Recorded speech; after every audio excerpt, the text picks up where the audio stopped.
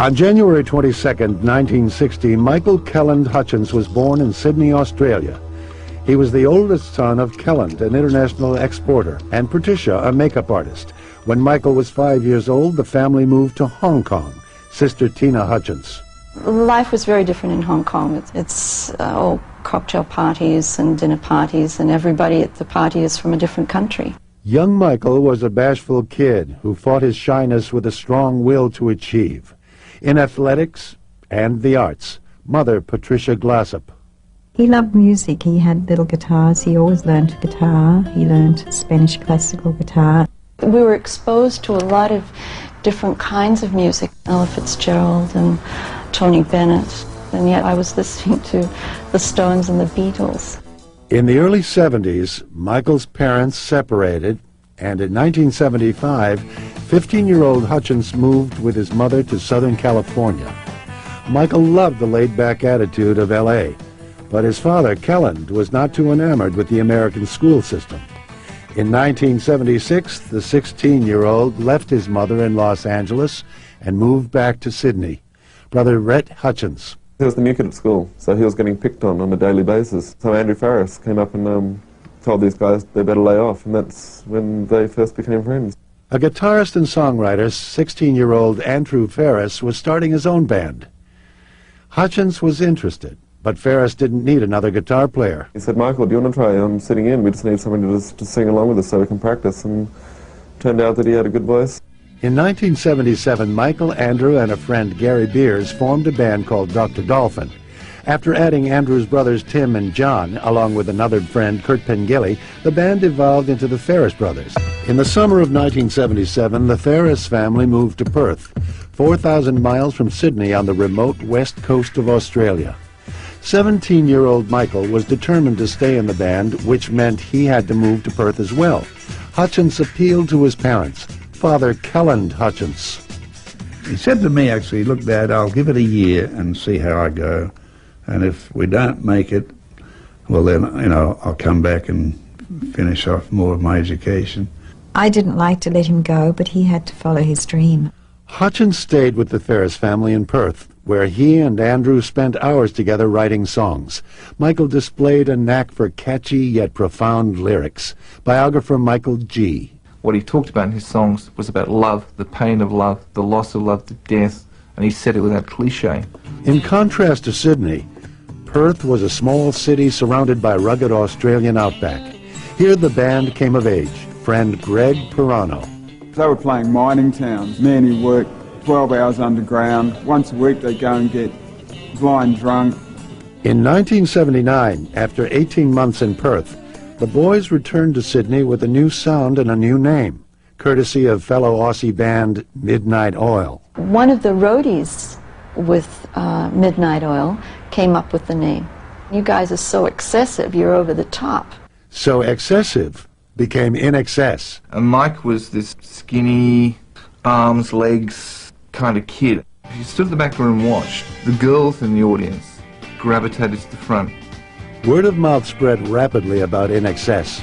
By 1980, they were the hottest ticket in town. Michael soon emerged as the group's charismatic leader. I just couldn't believe that these guys were evolving with such a following. You know, I just felt so proud. I thought, that's my little boy up there. Suddenly he's becoming a rock star.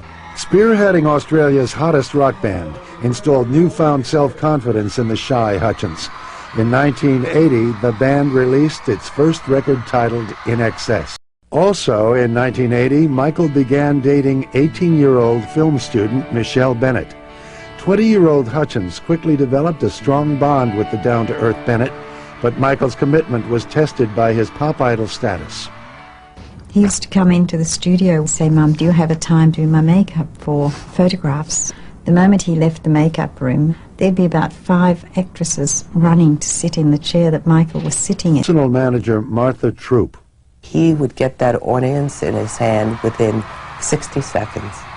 And he had a certain charisma about him, a certain way he moved. But for all of Michael's onstage bravado, the hypnotic singer with the sexy style harbored deep-seated insecurities. Mike was a person who needed a friend in the night and a friend in the dark a lot of the time. I think Michael had a lot of demons that chased him throughout his life. One of those demons was fame. There's a bit of a dichotomy in Michael that half of him wanted to be a superstar, I think, and half of him didn't want to be a superstar. Michael began to explore other avenues to escape the growing mania. Television director Nick Egan. He does cocaine, he smokes joints, he takes ecstasy, and there were other times, yeah, when I felt like he wanted to live like a bohemian and let's get wasted and, you know, maybe it'll trigger something. But Michael's indulgences rarely got in the way of his performances. There were times when he woke up the next day going, what the hell did I do? I'm crazy, I've got to get out of here. But you know what, he was one of those people that had been doing that for a long, long time. And there are certain people's constitution, look at Keith Richards and the Rolling Stones, the constitution just manages to deal with that. They still manage to function. And function he did. In July 1985, 25-year-old Hutchence thrilled his largest audience when INXS opened the Sydney segment of the Global Live Aid charity concert. Michael's star was rising, and so was the pressure. The bigger INXS became, the bigger the entourage. To escape the stress, Hutchence took a break from singing to seek out another challenge, acting. In 1986, the 26-year-old singer made his big screen debut in the independent Australian film Dogs in Space. And are you discovering anything new in yourself that you've got through acting?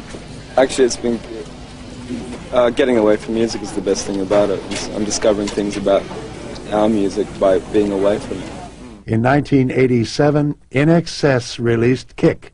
The album sold 9 million copies and yielded 4 top 10 singles. And that was a pivotal album. That went from the album where they were kind of a cool band that sold 1 million albums to Michael becoming a superstar. But fame began to weigh on the singer.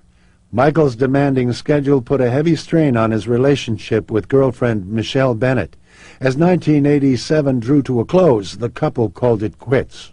Michelle's a no-bullshit person. She's the kind of person that tells you, hey, you know, you're out of line. And I think Michael actually said to me one time he wants some bullshit from somebody. He wants to be like, oh, Michael, you know. With his newfound freedom, Hutchence guiltlessly indulged his appetite for beautiful women. On certain nights, his bedroom became a sort of revolving door where 1, 2, 3, and 4 might pass through in the space of 3 or 4 hours, depending on how wound up Michael was feeling that evening. Michael's popularity didn't sit well with the other members of INXS. I think the other people in the band always looked on him as a bit of a threat. It's very hard to confide in a group of people who kind of resent some of the attention you're getting. To prevent a potential rift, Hutchence went out of his way to avoid stealing the show. Publicist Mitch Schneider. Michael Hutchence was offered lots of covers of magazines, but as their publicist and per their management, we were told INXS is a group, not Michael Hutchence solo, scenes. For 18 months, the band toured the world, and Michael felt the effects of the grueling schedule. For 8 years, Hutchence lived and breathed INXS. His success with the band had provided Michael with all the spoils of fame. In 1988, the weary 28-year-old took a break. In 1988, 28-year-old Michael Hutchence wanted to distance himself from his INXS image. First, he cut his hair. Then he dove into an avant-garde solo project entitled Max Q. Chris Murphy flies in. He says, I got a great plan for you. We're not going to tell anybody it's you, Michael. And we're looking at him, what? This way people will have to figure out it's you. Well, that wasn't the reason that he just was so concerned Michael would do well with his solo album that would be the end of INXS. Next, Hutchence returned to the movies, playing poet Percy Shelley in Roger Corman's Frankenstein Unbound. Michael was something of a shot in the dark, and I was, as I say, pleasantly surprised. As a matter of fact, really almost overjoyed at his performance. He was an excellent actor. The experience got Michael thinking about his future. He did say that he thought the career of a rock star was the career of a young man.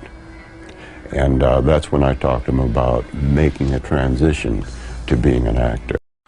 Fans of INXS, accustomed to a steady stream of hits, were puzzled by the band's low profile. Rumors of a breakup began to spread. So in 1990, the 30-year-old rock star dutifully returned to the fold. The occasion, the band's 10th anniversary album, X. You know, we're very different people. But Hutchence began to act precisely like a solo artist when INXS launched a grand tour to promote the album. They wouldn't see him for 12 hours for a gig. He'd just suddenly turn up at sound check, Michael was hitting the social circuit hard. On stage, the talented singer was all business. But when the shows ended, the real party began. When he was fucked up, he was actually quite fun. If there was something there to do, and it seemed like the right thing to do at the time, let's go for it with every single thing you have. But that pace started to catch up with Hutchence. He began turning up, strung out on drugs. They couldn't get him up. He was alive, but unconscious. They had to get him dressed, carry him to the airport, wheel him on a wheelchair into first class, strap him in his seat. The tour was a success, but the turmoil that surrounded Michael's life had the performer longing for stability. Then in 1992, while visiting Denmark, tragedy struck. I mean, he got knocked over by, I think it was a cab while he was on a bicycle or something, and he hit his head on the floor. I was quite shocked about how serious it was. Michael suffered nerve damage that greatly affected 2 of his 5 senses. He lost his sense of smell and taste. Not altogether, but in a fairly big degree. With Christensen at his side, Hutchence was laid up for 6 months. But the physical injuries were only part of the problem. Michael's mental health also suffered. During his convalescence, the 32-year-old singer began taking the antidepressant Prozac. Almost immediately, friends and family witnessed a significant change in behavior. Brother Rhett Hutchence. From then on, he was an angry young man. He changed. He was a different person. It's ironic because he's gotten to a stage where he can afford the best restaurants in the world, and then now you can't taste it. Despite his injuries and state of mind, Hutchence answered the call of the band. In 1993, INXS recorded Full Moon, Dirty Hearts. The album appealed to Michael's progressive musical instincts, but the public didn't buy it. None of the record's singles reached the top 20. Record producer Nile Rodgers. The physical law isn't adding up. You're doing your best, and the public is saying it stinks. You're trying your hardest, and it's not yielding any positive results. As 1993 drew to a close, Hutchence was drained, emotionally, physically, and creatively. By the early 90s, after more than 10 years as the heart and soul of INXS, rock star Michael Hutchence was at a crossroads. A serious accident left him physically and emotionally scarred, and the band's 9th album bombed. I and Mike began to realize that the band wasn't what it used to be, that he himself was a different person. In 1994, 34-year-old Michael Hutchence began to grow apart from his girlfriend of 2 years, 25-year-old supermodel Helena Christensen. Since Michael's accident in 1992, the singer's behavior had become erratic. He got angry at the drop of a hat, sort of thing. It wasn't like Michael that I'd known before. Michael was in need of a change, and he found it in 34-year-old British television host Paula Yates. 8 years earlier, in 1987, Hutchence met Yates when he appeared on her morning show. Paula had a television show where she used to interview people on her bed, and Michael was one of the people she interviewed. Probably somewhere early in the piece they might have had a little tete-a-tete, and then there was quite a long period where they didn't see each other. Michael moved on with his life, but ever since their first meeting, Yates reportedly carried a torch for the INXS lead singer. Michael's mother, Patricia Glassop. Sometimes he'd be with somebody and she'd just turn up, like in another country. A strong, enigmatic woman, Yates had a colorful past. She posed nude as a teenager in Penthouse, authored 2 books, and had 3 children with her husband of 13 years, Live Aid promoter Bob Geldof. Bob is a very incredibly powerful person in England, not just because of Live Aid, but also because he has his own multimedia company that did all these TV shows in England. So he's very hooked in with the media. But by 1994, Yates' marriage to 41-year-old Geldof was all but over, and Paula turned her attention to Hutchence. For Michael, there was something about Paula that seemed to work. Paula could ground Michael, but she could also be as raunchy as Michael. She could be as drugged out as Michael. She could be as rock and roll as Michael. By the end of 1994, Paula separated from Geldof, and Michael officially broke up with Helena. Yates and Hutchence were the hot celebrity couple, and the relationship was splashed all over the tabloids. Michael was cast as a homewrecker. They sort of portrayed him as this nasty, rough rock and roller. How dare he come in and sort of put himself up against Sir Bob Geldof, who's, Saint Bob Geldof. Geldof was indeed held in high esteem in England, knighted by Queen Elizabeth for his humanitarian work on Live Aid. I think it's so ironic that Live Aid was Bob, there's Michael, and there's Paula there, and all of a sudden, somehow all this draws together, this triangle, you know, over the years, it comes closer and closer until... Hutchence and Yates set up residence in London where their every move was scrutinized. Michael had enjoyed a really wonderful relationship with the press his whole career. What astounded him was that the British press, in particular, turned on him. But the press acted no different than usual, according to editor of Red magazine, Catherine Brown. Michael and Paula have used the press, you know, for their own gain as well as the other way round. I think the relationship between famous people and the press, it's like a mutual love-hate relationship. Michael, however, no longer possessed the patience for such intrusions, and whenever the media got too close, Hutchence lashed out. But I don't know, the paparazzi just, I mean, I know he knocked a couple of them around, but maybe I think they deserved it. Fed up with the relentless media hounding, Hutchence was in no mood to perform or record. In November of 1995, the couple escaped to Michael's home in the south of France. 9 months later, on July 22nd, 1996, a daughter was born, given the unlikely name of Heavenly Hirani Tiger Lily. The birth of Tiger just cleared the air and gave him a new zest in life, and he was just so besotted with Tiger Lily. But with fatherhood came responsibility, and Michael began to crave his days of freedom. He was a loving, caring father that adored Paula and Paula's children and his own child very much. But he was also a scoundrel, you know. He wanted to drink and stay up all night and womanize and all those things. Hutchence kept his desires in check, for Paula needed his support in more ways than one. Michael was chivalrous, and I think he really wanted to help Paula out of the situation that she was in. The situation concerned Paula's 3 children with husband Bob Geldof.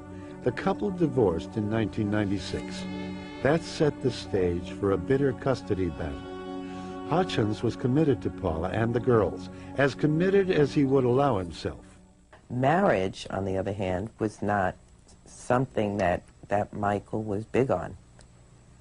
It just wasn't his thing. But marriage was Paula's thing, and Yates wanted to formalize the relationship with Hutchence. Yeah, he's stuck in the middle between the Paula-Bob breaking up dynamic, the Michael and Paula dynamic, the Michael-Bob dynamic, and he's just in nowhere land, really. The battle lines were drawn, and Michael was right in the middle. And it got so bizarre that they moved into Paula got Bob's house, and they moved into it, and Bob moved into Michael's house that he'd bought, and it was a weird situation. It was the most incestuous, strange situation. In 1994, singer Michael Hutchence and British TV host Paula Yates began a torrid affair. The relationship produced a child in 1996, but there was little family bliss. The pending custody battle over Paula's 3 children by ex-husband, Live Aid promoter Bob Geldof, was contentious, and the media circus surrounding Hutchence never stopped. They went into his personal life very definitely, and with vengeance. I mean, it was brutal. The chaos that had become Michael Hutchence' daily life seemed to have no limits. In September 1996, while Michael, Paula, and their daughter Tiger Lily were away, the child's nanny, Anita Debney, discovered erotic Polaroids of the couple in a bedroom drawer. The nanny was so shocked by the pictures because, wow, how could anybody get in positions like that? Straight missionary position sex for Michael wasn't good enough. It had to have something else to it. Sex, that became tedious, always had to inject something into it. The photos weren't all. Debney also found opium under the couple's bed. Neither Michael nor Paula were known to indulge in the substance. Maybe if it was 1880, you'd think there might be opium involved, but yeah, I mean, it was just a complete setup. The Sun and the News of the World and those sort of tabloids were there as the police arrived. No charges were pressed, but the damage was done. Geldof won temporary custody of his 3 daughters. Hutchence was shell-shocked. He was changing subjects drastically. I wasn't quite sure what he was saying because he was sort of talking about getting married to Paula and then talking about getting away at the same time from everything. In 1997, INXS released Elegantly Wasted. The title was perhaps a sarcastic reflection of Michael's troubles. but the music didn't resonate with fans or critics. Once the hippest band on earth, INXS were now considered rock dinosaurs. 1997, after 2 decades with INXS, the magic was gone. It was killing him in the sense of what happened, but internally trying to become Michael Hutchence that he was in 1987. And Michael's alienation from the band continued. Towards the end, they had very little in common. Andrew owned a cattle farm up in the Northern Territory and Mike owned a house in the south of France. The rest of the INXS sort of grew comfortably into middle age and he was still growing up. But Hutchence felt a sense of loyalty to his mates. He still felt incredibly responsible for a large group of people. After a while, that's going to wear you down. To escape the madness, the singer flew to Los Angeles in October 1997 to work on a solo album. Hutchence also hoped to revive his dormant acting career. Michael's busy LA schedule included meetings with some of Hollywood's A-list filmmakers. He'd been talking to Quentin Tarantino. Michael Douglas tended to think that he said, I think you can sell some popcorn. The trip to Los Angeles recharged Michael's batteries, but only temporarily. The decline of INXS, the challenge of a solo career, the Yates-Geldof struggle, and the relentless crush of the press weighed heavily on Hutchence. Actor Leif Garrett. There was a lot on his mind. It seemed like that there was definitely a lot of stuff going on in his head that he was thinking about. On Monday, November 17th, Hutchence left Los Angeles for Sydney to begin a tour to jumpstart sales of Elegantly Wasted. The tour marked the 20th anniversary of INXS. The other members of the band predicted a comeback. Hutchence saw it as a swan song. In April 1997, INXS and lead singer Michael Hutchence released their final album, Elegantly Wasted. After 20 years, 10 albums, and millions of miles on the road, Hutchence was burned out. His personal life was going up in flames, but a trip to Los Angeles put him back on track, or so it seemed. I'm going to Australia, I'm getting these gigs out of the way, I'm coming back. On November 18, 1997, Michael's flight from LA landed in Australia. 37-year-old Hutchence checked into the Ritz-Carlton Hotel in Double Bay, an upscale suburb of Sydney. Meanwhile in London, girlfriend Paula Yates, their daughter Tiger Lily, and 2 of Paula's daughters were making plans to join Michael for the holidays. They were all going to come out and have Christmas with his family, and he was really looking forward to that. 2 days later, Red Hutchence arrived at the Ritz-Carlton and phoned his brother from the lobby. We were having this sort of a bit of a brotherly spat, sort of Mexican standoff. I didn't want to go upstairs and he didn't want to come downstairs. We ended up having this little tiff on the phone, and so he said, oh look, I'll see you next year. On Friday, November 21st, Michael and the band rehearsed. They ended the session and agreed to meet again the next morning.